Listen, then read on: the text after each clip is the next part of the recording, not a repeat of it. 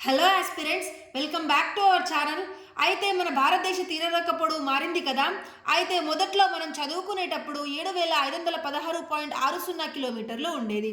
Present 11,098.81 కిలోమీటర్లకు మారింది.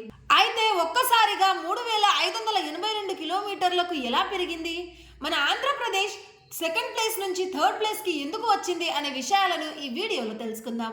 అయితే దేశంలో పెరిగిన సముద్ర తీర ప్రాంతం ఇండియాస్ నేవల్ హైడ్రోగ్రాఫిక్ ఆఫీస్ మరియు సర్వే ఆఫ్ ఇండియాలు 1970లో సంయుక్తంగా చేసిన సర్వే ప్రకారం దేశంలో మొత్తం తీరరేఖ ప్రాంతం పొడవు వచ్చేసి 7,516.60 కిలోమీటర్లు.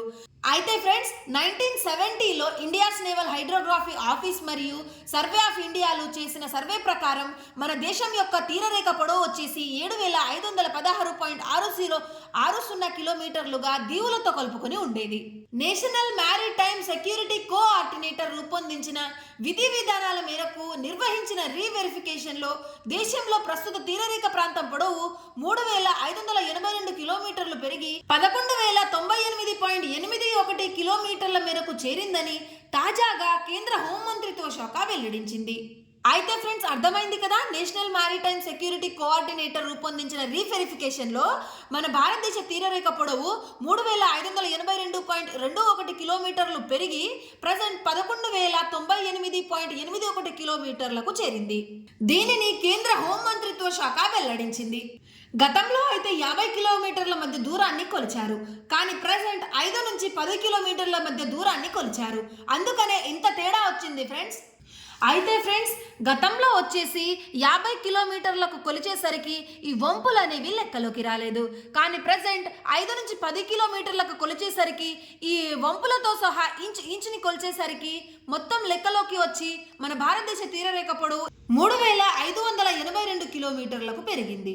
సో ఫ్రెండ్స్, అర్థమైంది కదా, మన భారతదేశ తీరరేఖ పొడవులో ఇన్ని వంపులు ఉండడం వల్ల 1970లో 50 కిలోమీటర్లకు ఒకసారి కొలవడం వలన ఈ వంపులు అనేవి లెక్కలోకి రాలేదు. ప్రజెంట్ ప్రతి ఒక్క ఇంచ్ని లెక్కలోకి తీసుకోవడం వలన ఇంత చేంజ్ వచ్చింది. అయితే 1970లో దూరాన్ని నేరుగా కొలవగా కొత్త విధి విధానాల వలన తీర ప్రాంతానికి ఉన్న మలుపులు వంపులు కూడా లెక్కించడంతో తీరం పొడవు పెరిగిందని విశాఖలో జాతీయ సముద్ర అధ్యయన విజ్ఞాన సంస్థ చీఫ్ సైంటిస్ట్ వివిఎస్ఎస్ శర్మ గారు చెప్పారు. ఈ విధానం వల్ల ప్రతి అంగుళాన్ని ఖచ్చితంగా లెక్కించారని పేర్కొన్నారు. 3వ స్థానానికి ఆంధ్రప్రదేశ్. అప్పట్లో 2వ స్థానంలో ఉండేది ఫ్రెండ్స్, ప్రజెంట్ 3వ స్థానంలోకి వచ్చేసింది. ఆంధ్రప్రదేశ్ సముద్ర తీర పొడవు 1970 గణాంకాల ప్రకారం 973.70 కిలోమీటర్లు కాగా ప్రస్తుతం అది 79.37 కిలోమీటర్లు పెరిగి 1053.70 కిలోమీటర్లకు చేరుకుంది. ఆంధ్రప్రదేశ్లో ఉత్తరాన ఇచ్చాపురం సమీపాన ఉన్న డొంకూరు నుంచి దక్షిణ భాగంలో తడ వరకు 973.7 కిలోమీటర్లు తీర ప్రాంతంగా గుర్తించారు. దీనితో దేశంలో సముద్ర తీరం అధికంగా ఉన్న రాష్ట్రాల్లో ఆంధ్రప్రదేశ్ 3వ స్థానంలో, గతంలో అయితే సెకండ్ ప్లేస్లో ఉండేది. గతంలో ప్రథమ స్థానంలో ఉన్న గుజరాత్ ఇప్పుడు 2,340.62 కిలోమీటర్ల పొడవుతో అదే స్థానంలో కొనసాగక 1,068.69 కిలోమీటర్లతో తమిళనాడు సెకండ్ ప్లేస్లో ఉంది. ఫ్రెండ్స్, ఇవి రాష్ట్రాలు అండ్ కేంద్రపాలిత ప్రాంతాలు 1970లో వీటి యొక్క పొడవులు అండ్ తాజాగా గుర్తించిన వీటి యొక్క పొడవులు. వీటిని నోట్ చేసుకోండి ఫ్రెండ్స్. ఇక్కడ మీరు అబ్జర్వ్ చేస్తే ఆంధ్రప్రదేశ్ వచ్చేసి 1053, తమిళనాడు వచ్చేసి 1068 ఉంది. కొంచెం చేంజెస్తో మన ఆంధ్రప్రదేశ్ వచ్చేసి థర్డ్ ప్లేస్లోకి వచ్చేసింది. ఆంధ్రప్రదేశ్లో తీరరేఖ. ఆంధ్రప్రదేశ్ తీరరేఖ ప్రాంతాన్ని సర్కార్ తీరం అని అంటారు. అయితే దక్షిణ కోస్తా ప్రాంతంలో కొంత భాగం కోరమండల్ తీరంలో కూడా విస్తరించి ఉంది. రాష్ట్రంలో తీర మైదానం ఉత్తరాన ఉన్న శ్రీకాకుళం జిల్లాలోని వంశధార నదికి సమీపాన ఉన్న డొంకూరు నుంచి దక్షిణాన తిరుపతి జిల్లాలోని పులికాట్ వరకు 1053.70 కిలోమీటర్ల పొడవు విస్తరించి ఉంది.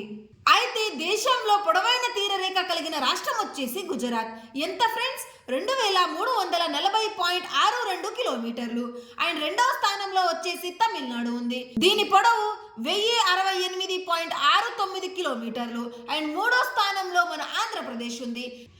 ఆంధ్రప్రదేశ్ తీరరేఖ పొడవు వచ్చేసి 1053.07 కిలోమీటర్లు. సో ఏంటి ఫ్రెండ్స్, భారతదేశ తీరరేఖ పొడవులో మొదటగా గుజరాత్, సెకండ్ ప్లేస్ లో తమిళనాడు, థర్డ్ ప్లేస్ లో ఆంధ్రప్రదేశ్ లో ఉన్నాయి. సో ఇది ఫ్రెండ్స్, వీడియో నచ్చితే లైక్ చేసి ఇలాంటి ఇన్ఫర్మేటివ్ వీడియోస్ కోసం మన ఛానల్ని సబ్స్క్రైబ్ చేసుకోండి. మీ ప్రిపరేషన్కి యూజ్ అవుతుంది.